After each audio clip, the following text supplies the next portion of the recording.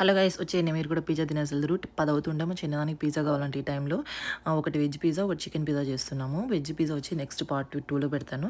ఇప్పుడు వచ్చేసి బ్యాటర్ కోసం నేను ఆల్రెడీ ఒక కప్పు మల్టీగ్రెయిన్ ఆటా తీసుకుని అందులో ఒక స్పూను ఈస్టర్, ఒక స్పూన్ కొంచెం బేకింగ్ పౌడరు, సాల్ట్ వేసుకుని మంచిగా కలిపి ఒక 1 అవర్ ముందే మ్యారినేట్ చేసుకున్నా.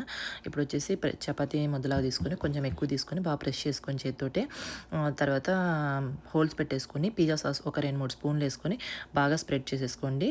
స్ప్రెడ్ చేసుకున్న తర్వాత మనకి చీజ్ కూడా వేసుకొని బాగా స్ప్రెడ్ చేసుకుంటే, ఎక్కువ వేసుకుంటే కొంచెం మంచిగా ఉంటుంది పిల్లలు కాబట్టి ఎక్కువ తింటారు. చికెన్ వేస్తున్నాను. చికెన్లోకి కొంచెం ఉప్పు కారం పసుపు వేసుకొని మ్యారినేట్ చేసేసా. ఇందులోకి మళ్ళీ పైన కొంచెం చీజ్ వేస్తే చికెన్ మనకి పక్కకి కదలకుండా ఉంటుంది అనమాట. ఇప్పుడు ఆల్రెడీ మనం అవన్నీ ప్రీ హీట్ పెట్టేసుకొని ఒక 350 డిగ్రీలో 5 మినిట్స్ తర్వాత ఒక పిజ్జా పెట్టిన తర్వాత ఒక 15-20 మినిట్స్ మనము 350లోనే పెట్టేస్తే మంచిగా చికెను ఈ పిజ్జా రెండు మంచిగా బాయిల్ అయిపోతాయి అనమాట. నేనైతే పిల్లల కోసం కొంచెం చీజ్ ఎక్కువగానే వేసాను.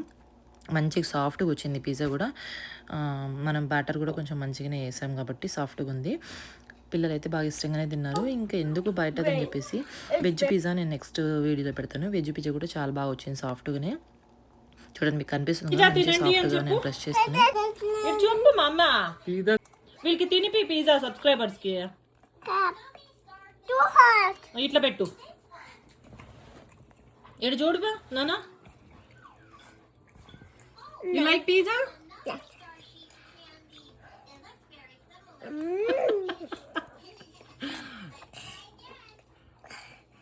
కొంచెం అంట పట్టి తినిపి వాడికి.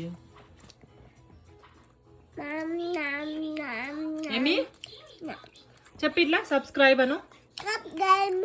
వీడియో నచ్చితే లైక్ చేయండి. By by.